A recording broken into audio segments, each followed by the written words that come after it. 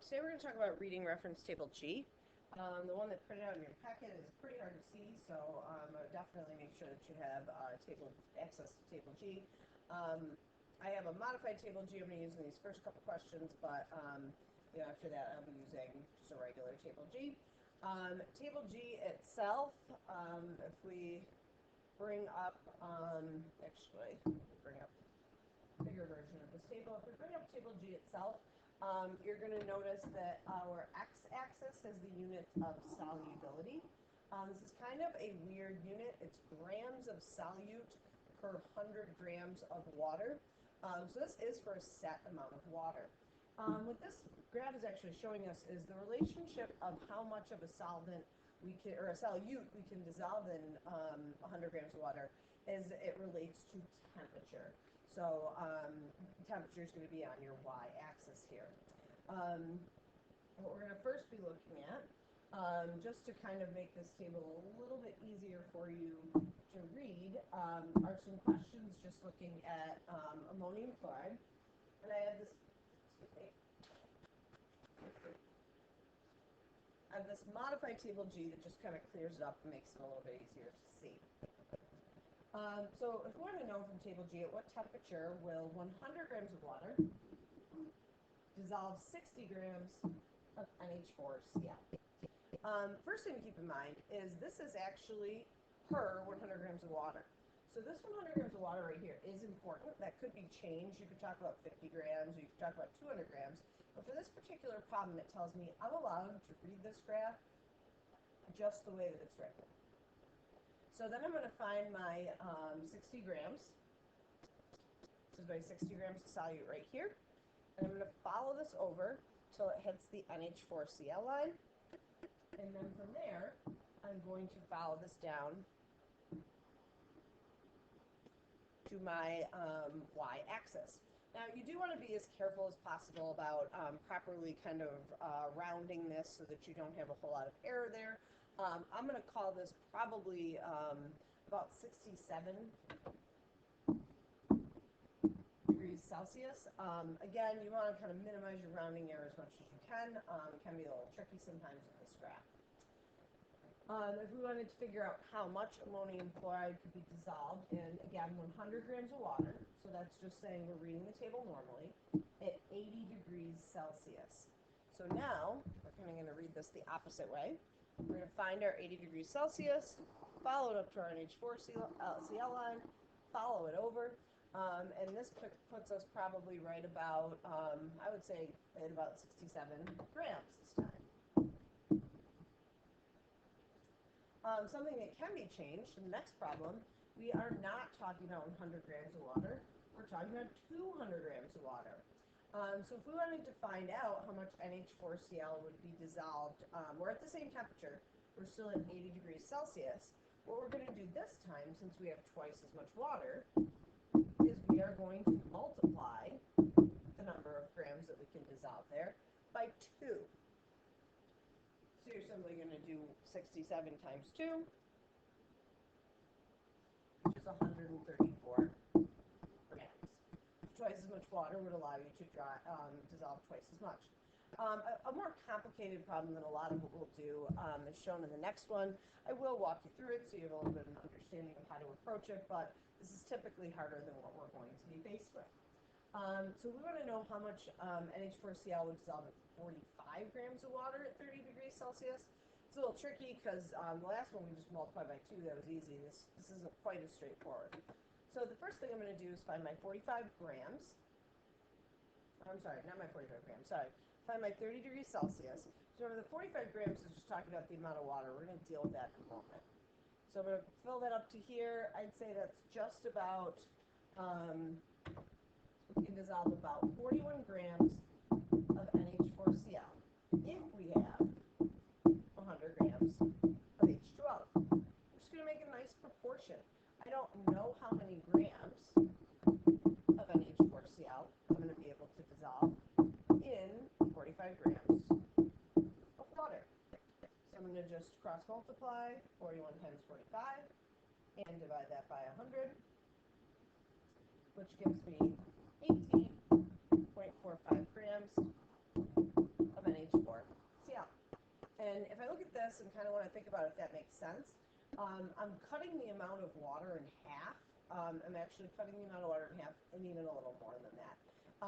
So 18.5-ish is a little less than half of 41, so that makes a lot of sense. Some definitions that you also need to be familiar with. We mentioned these before. In terms of where they fall on table G is what we'll talk about today. A saturated solution is holding as much as it can possibly hold. So the exact number of grams that it should be able to hold at that temperature. An unsaturated solution is holding less grams than we expect it to. And a saturated solution is holding more grams than we expect that it would be able to. So on your modified table G, what this would look like. A saturated solution would be anywhere on this line. So here's a point, color. Here's a point that would represent a saturated solution because it is right on the line. Now, if we were at that same temperature, well, we had 70 grams of NH4Cl, that would be considered super saturated. If we were at the same temperature and we only had like 20 grams, that would be considered an unsaturated solution because we could put more in there.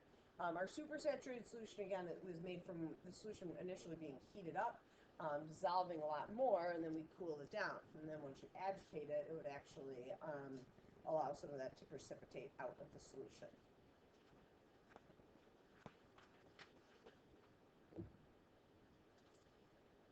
And this kind of ties into an idea called dynamic equilibrium, which I do want to talk about a little bit here. An equilibrium is two opposing things happening in the same rate. We actually have a whole unit about this, so we're not going to go into grave detail about it right now.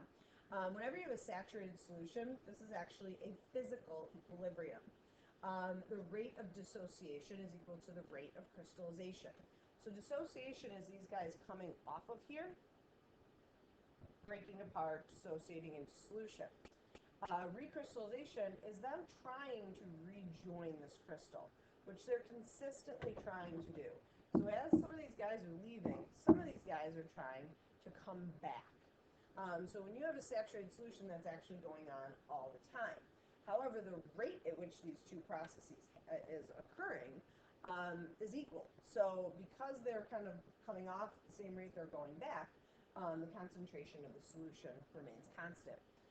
This relates to table G because anytime you have a saturated solution, it is a physical equilibrium. There's also such thing as a chemical equilibrium. Again, we have a whole other unit to talk about all that stuff. So we're going to do a little bit of practice with some table G problems. What is the solubility of KClO3 at 50 degrees Celsius? We have to assume the 100 grams of water there. I kind of left that out of the problem.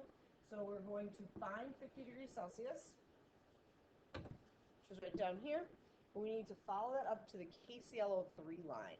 So KClO3 is right here. Follow it up to that line. And I would say that's a little bit past 20, maybe 21 to 22 grams.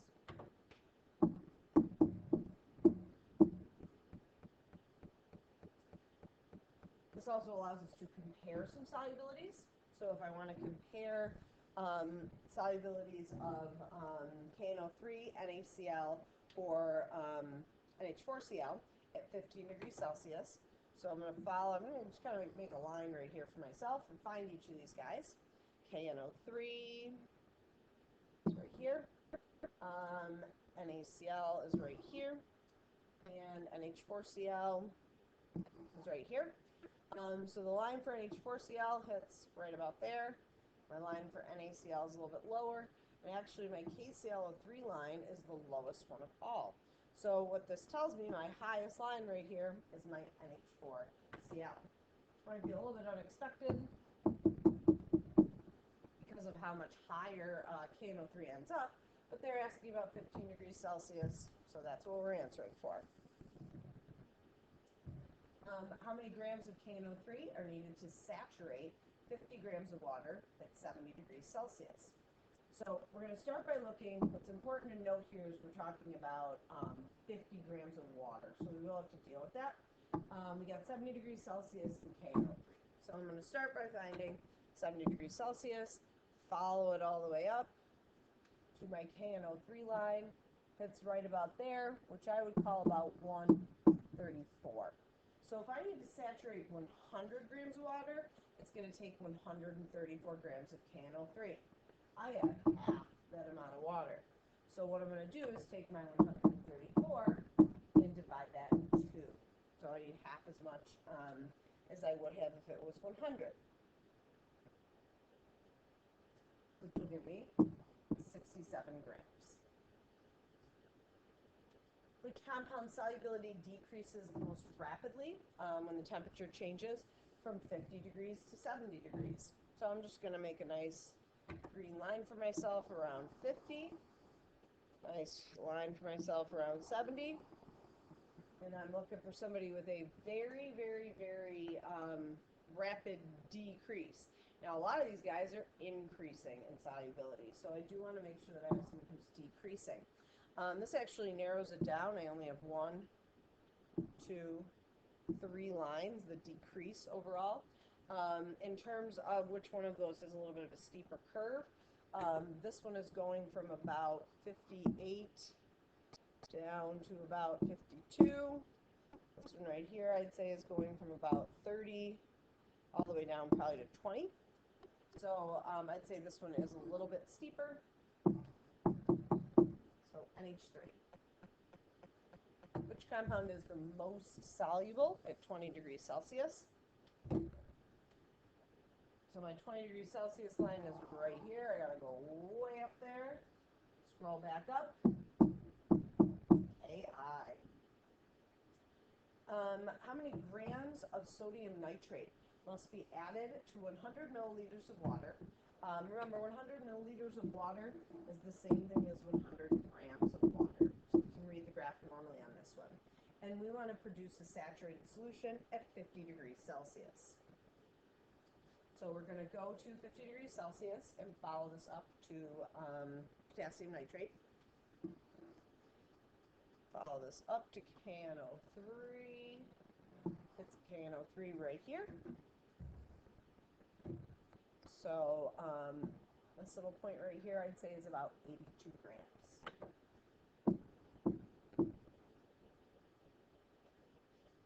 A couple of slightly more challenging questions that you might run into. A saturated solution of potassium chloride is made at 10 degrees Celsius by dissolving the correct mass of salt in 100 milliliters of water. Again, that's the same as grams. When the solution is heated to 90 degrees Celsius, how many more grams would have to be added in order to saturate the solution? So for potassium chloride, KClO3, we're going to first find this at 10 degrees Celsius. So 10 degrees Celsius, follow it up to KClO3, right about there. I would say that's happening maybe at about 6 grams. So our initial solution is saturated at 6 grams. We're then going to heat this guy up to 90. So I'm going to follow this up to my KClO3 line at 90, which is right about here. I would say that's at about 51. So to get this thing to be saturated at 90 degrees, we need 51 grams in that solution. We already have 6 grams. So all we're going to do is say, okay, we need 51 total. We already got 6. The difference between these is 45 grams. A saturated solution of potassium nitrate is prepared at 60 degrees Celsius using 200 milliliters of water. The solution is cooled to 30 degrees Celsius. How many grams will precipitate out of the solution? There are 2 ways to approach this. I think probably the easiest thing to do is just read the graph straight up and know that everything in the whole thing would be doubled. Okay? So for potassium nitrate, KNO3, at 60 degrees Celsius. So So 60, following it up to my KNO3 line. I'm hitting right here, which is, I would say, about 105 grams. So what this really means at 60 degrees Celsius in 200 milliliters of water is I'm really holding 210 grams. Now, if you kept that as 105, that would kind of be okay depending on how you proceed from here. But then cooling this down, it's not going to hold as much at 30 degrees Celsius. So this KNO3 line, if you follow up here, I would say that's reading right about, I'm going to call that 47. Now, we're talking about 47 in 100, so if I multiply that by 2, I'm actually talking about 94 grams here. So I multiplied each of those by 2 because of that 200 grams of water that we're actually talking about here. So what this means is initially we're able to hold 210. When we cool the solution down, it can only hold 94. So we have to take the difference between these two. The amount that would precipitate out is 116 grams. You can also, if you did 105 minus 47, and then you multiply that by 2, so the difference between those is 105 minus 47. Sorry. Or 58. And then times that by 2, you would also get 116 again. So either way of approaching that is going to work for you. We do need to talk about the solubility of gases also. Temperature affects solubility of solids different than of gases. For solids, temperature is going to increase solubility. For gases, it's going to decrease solubility. So if you think about soda, if you have a nice warm soda, it's actually going to, if it's warmer, not have as many bubbles in it. It's going to get flat because of the decrease in gas solubility. This allows us to know that looking at table G, we have a couple gases. So we have 1, 2, 3 lines going down. Those are showing an increase in temperature, giving us a decrease in solubility. So our 3 gases are HCl and H3, and SO2.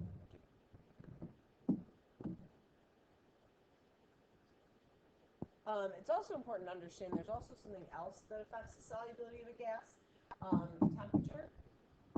So an increase in temperature will decrease solubility. Pressure is also important here. If you increase pressure, you will increase solubility of a gas.